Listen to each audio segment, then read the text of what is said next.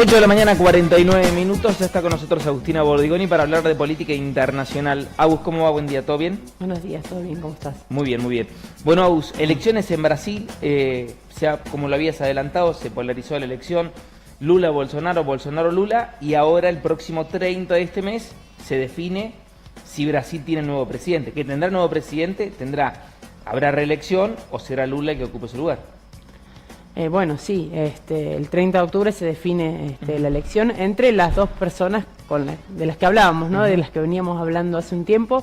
Lo diferente quizás fue que las encuestas vaticinaban un triunfo mucho más holgado para Lula, en referencia a la diferencia con Bolsonaro, ¿no? Que se suponía que iba a obtener un 37% de los votos, bueno, obtuvo un 43% y un 48% Lula. Pero además unas elecciones que nos tuvieron ahí el domingo entre, bueno, incluso quién ganaba, porque claro, hasta incluso se habló en principio, cuando los datos eran muy pocos, de un triunfo de Bolsonaro, ¿no? Después las cifras fueron cambiando. Claro, de hecho, en el 30% de las mesas escrutadas, en ese momento la victoria se la llevaba Bolsonaro, a partir de ese momento. Sí, incluso con los primeros datos era el 51% para Bolsonaro, por eso tiene que ver también con el conteo de los votos y dónde comenzó.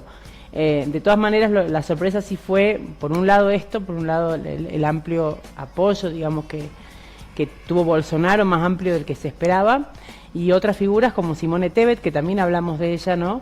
Que fue la tercera en obtener votos, mucho menor el porcentaje, pero también es uno de los personajes ahora centrales, junto con Ciro Gómez, de cara a las elecciones del 30 de octubre y a las alianzas que se puedan formar para esa fecha. Hace poco, en las últimas horas, Lula pidió el voto de la oposición prácticamente en su totalidad, bueno, entre ellos los otros candidatos. Bolsonaro así no ha salido, tal vez, o no se ha conocido declaraciones de salir a pedir votos hacia un sector en particular.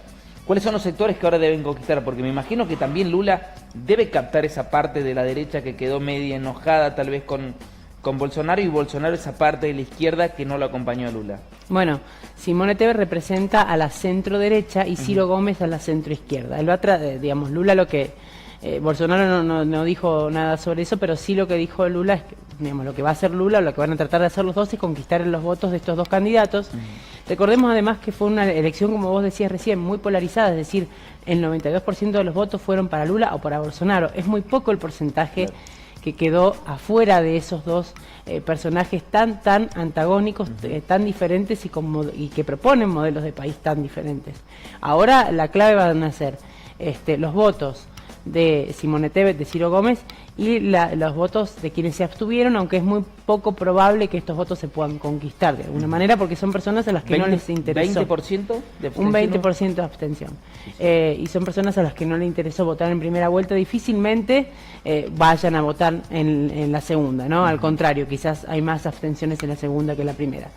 Y lo importante es decir que, digamos, Lula la tendría en este panorama en el que estamos hoy. Por supuesto que las cosas pueden ir cambiando con el correr de los días, pero Lula es el que tiene más posibilidades, por supuesto más chances, porque tiene que conquistar 1.800.000 votos, mientras Bolsonaro más de 6 millones, ¿no? Claro. Entonces, y estos dos candidatos sumarían esa cifra que necesita Bolsonaro, porque Simone Tebet tuvo creo que 4,9 millones, casi 5 millones de votos, 3,5 millones Ciro Gómez, es decir, que a Lula le alcanzaría con obtener los votos de una parte del electorado de uno de los dos candidatos, y Bolsonaro necesitaría uno, más gran parte del otro también, ¿no? Es difícil saberlo, pero ¿ya se han conocido o se conocen las estrategias que van a encarar de acá hasta el próximo 30? Yo creo que esa de atacarse mutuamente, que es un poco la que se vivió en los debates previos, va a continuar, tal vez no sea la más fuerte. Sí, yo creo que tal vez no sea la más fuerte, porque ahora van a estar concentradas precisamente en captar esos votos. Entonces si se quiere captar votos de alguna, como vos decías, alguna parte de la derecha enojada, por ejemplo, por parte de Bolsonaro, el discurso va a tener que ser más moderado, ¿no? En ese sentido. Entonces me parece que la moderación va a ser lo que va a primar. La formación de alianzas, por supuesto, con los otros sectores, que es importante no solamente para ganar la elección, sino también para gobernar después, ¿no? Así que me parece que armar alianzas, la moderación en los discursos, va a ser la clave en estos próximos días, en estos 20 y pico días que quedan para la segunda vuelta. ¿Pueden cambiar las estrategias de ellos, de cómo las han mantenido, más allá de esta parte de lo discursivo? Se habla en un momento de que Bolsonaro podría hacer una especie de, no sé si repartir planes, no es la forma correcta de utilizarlo, pero sí de un aporte por parte de las cajas del Estado para sectores más vulnerables, que antes no los tuvo tan cerca, hoy los tiene un poco más. Lula ver la posibilidad de acercarse a algunos empresarios, ¿se habla de eso? ¿Esto es así o simplemente es un trascendido? Bueno, lo primero que decía ya lo hizo Bolsonaro, ¿no? No solamente que implementó este programa Auxilio Brasil y algunos subsidios, sino que esos programas ahora los pagos se adelantaron, digamos, van a ser antes de las elecciones, ¿no? Así que ¿Y esto está permitido o es anticonstitucional? Y esto es mezclar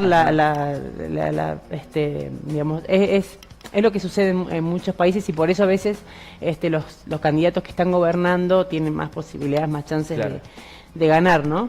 Está, digamos, éticamente no debería ser, pero bueno, lo es. En cierta manera es condicionar el voto.